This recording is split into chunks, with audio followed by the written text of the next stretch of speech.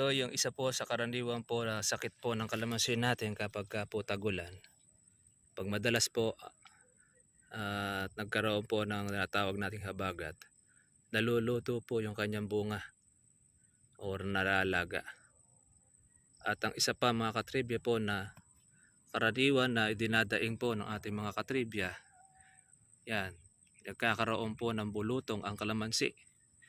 Lalo na pagka po yung kalamansi natin ay madalas na nababasa, ganito ang lumalabas.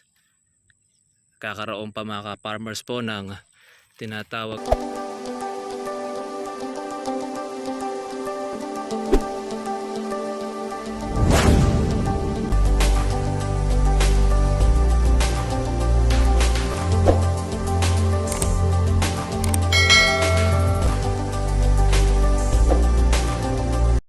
ito na naman po mga katribya po yung ating bagong nalinisan para po sa ating sili. Tinataniman. Ayan. Nakaisang pagitan na po tayo mga ka-farmers. Wow. Tsaga-tsaga lang mga katribya, matatapos po natin. Malaki rin po yung ating nadamuhan. Sabay na po natin dyan po yung ating pagtatanim ng ating pong sili.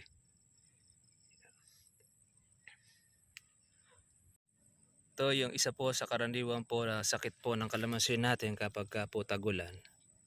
Pag madalas po at nagkaroon po ng tinatawag nating habagat, naluluto po yung kanyang bunga or nalalaga. At ang isa pa mga katribya po na karaniwan na idinadaing po ng ating mga katribya, yan, nagkakaroon po ng bulutong ang kalamansi. Lalo na pagka po yung kalamansi natin ay madalas na nababasa, ganito ang lumalabas. Kakaroon pa mga farmers po ng tinatawag po na orlak. Yan. Yung maputi siya pero hindi naman po siya yung reject o madilaw. Pagka po ang kalamansi nagkaroon ng ganito pong porlak, karaniwan ay pupunta na lang po sa tinatawag nating reject. Kaya ganyan, no? Yan ang isa po sa makikita po natin pagka po madalas po na nag-uulan. Yung porlak. Yan, no? Kala mo siya dilaw pero yan talagang pitasin, no? Maliit pa lang. Ganyan na po yung kanyang itsura.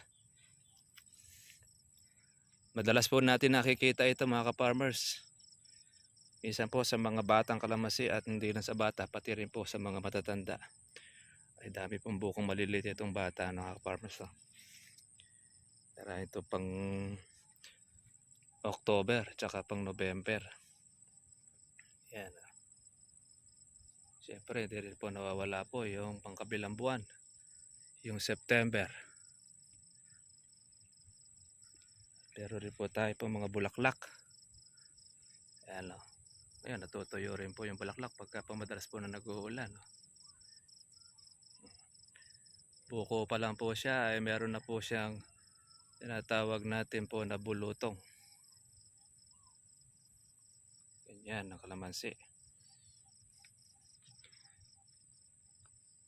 Pag nag-umpisa na po sa bulutong pumula po sa maliit, hanggang sa paglaki na po niyan, dala-dala na niya mga katribya.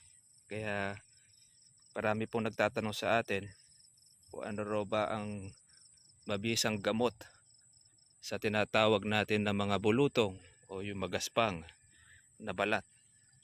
Yan. Kasi isa po yan doon sa tinitingnan po ng mga customer.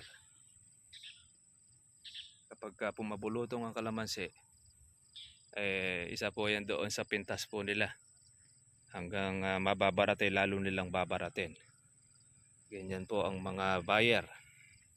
Pero pagka makinis po ang balat ay hindi nila kaya pong baratin mga ka-farmers.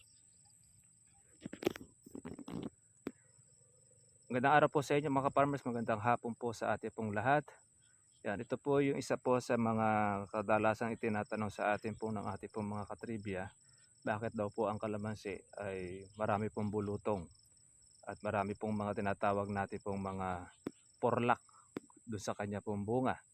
Samantalang siya naman po ay nagpapataba at nag-i-spray naman po ng kanila pong foliar. Hindi pa rin po maawat yung ganun pong sistema.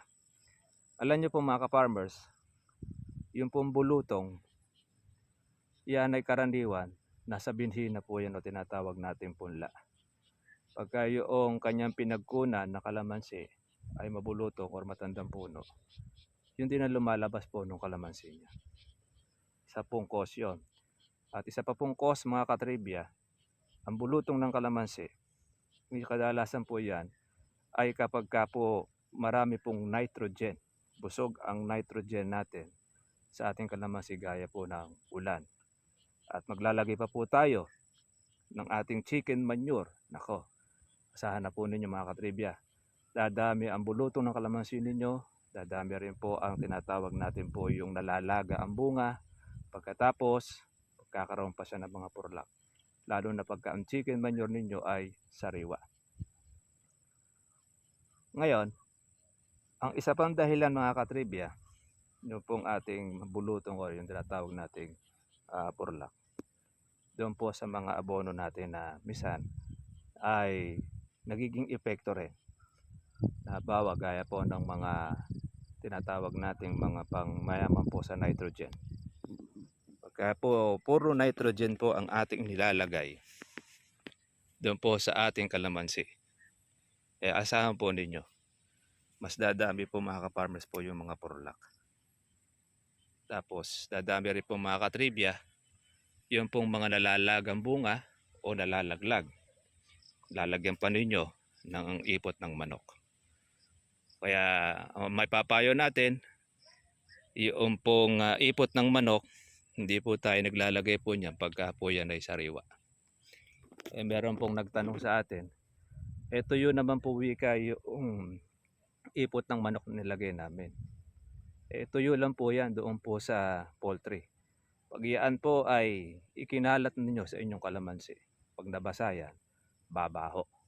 Pag mabaho na siya, tatawag na po siya ng langaw. Pagkatapos, yung pong katas po niyan sa inyong pong kalamansi ay magiging dagdag nitrogen.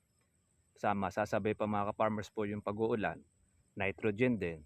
Kaya ang magiging resulta ng inyong pong kalamansi, maluluto ang bunga. Ang buti sana kung maluluto, iba po dyan, nalalagas po mga katribya po, pati dahon pag nasobrahan ng nitrogen.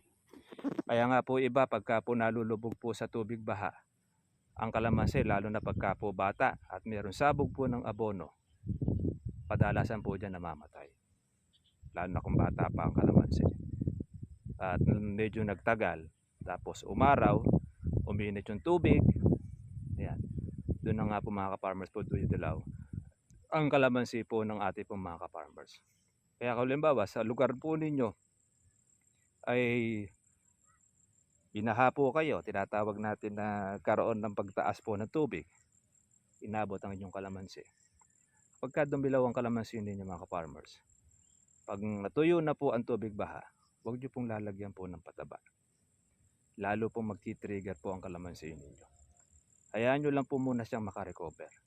Pag nagdiretso na po mga ka-farmers po yung pag-aaraw, kumbaga at least medyo napahinga na po siya mula sa ulanan, kumbaga sa kuwan bugbog siya ni Pacquiao, hindi siya makagulapay, ay hayaan muna makarecover ng ilang buwan. Tsaka po natin lalagyan siya mga farmers nung ating abono. Huwag po marami, dahil yan, magpapalakas pa lang, baka hindi po niya kagad ma-absorb ang makain. Ganun po mga farmers po ang sikreto pagka po yung kalamansi ay natubig, nanilaw, hindi tayo kagad-agad nag-a-apply po ng pampaberde o gaya po noong ating abono sa ilalim. Pwede tayong mag-spray po ng para sa dahon, para pantulong naman po yan, yung tinatawag natin foliar.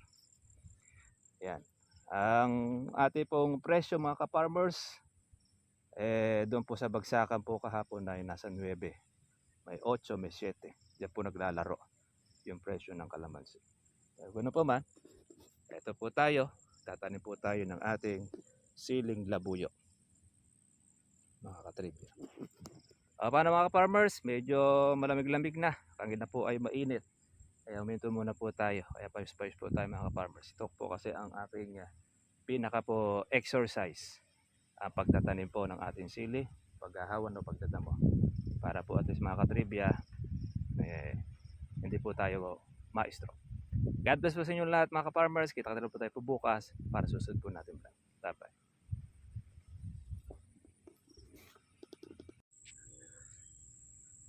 Ito na mga ka-farmers po yung ating sili. Naitanim na po natin. Yung ating isang tray.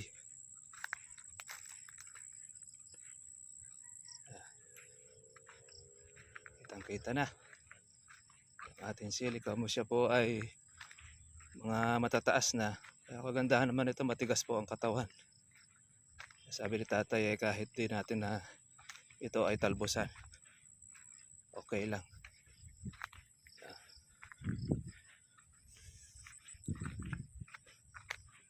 Nakaisa na naman tayo uli. Isang pagitan ng ating trabaho.